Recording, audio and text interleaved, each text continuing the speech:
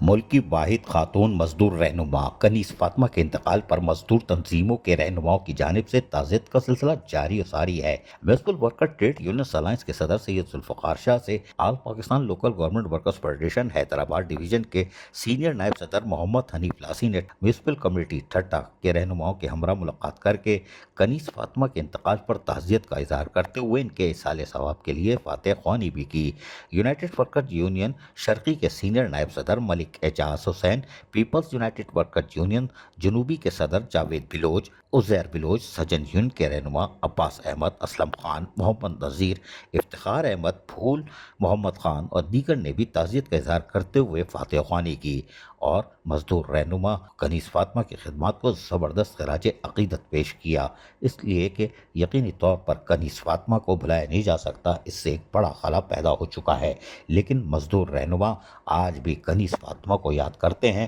اور بلدیاتی ملازمین وہ تو کنیز فاطمہ کو بھلا نہیں سکتے۔ اس کی وجہ یہ ہے کہ وہ اپنے عمر کے آخری حصے میں ضعیفی میں اور اس کے ساتھ ساتھ بیماری کی حالت میں بھی محنت کشوں کے جائز حقوق اور مفادات کا تحفظ کرتی دکھائی دے رہی تھیں۔ عزیز عارف، KBS بلدیاتی نیوز کراچی۔ ایسی ہی خوبصورت ویڈیوز فیوچر میں حاصل کرنے کے لیے ریڈ بٹن پر کلک کر کے اور بیل آئیکن کو پریس کر کے ہم سب کے سبسکرائبر بننا مت بھولیے۔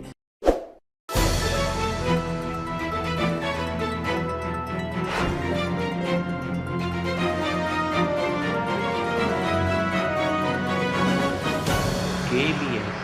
بلدیاتی نیوز۔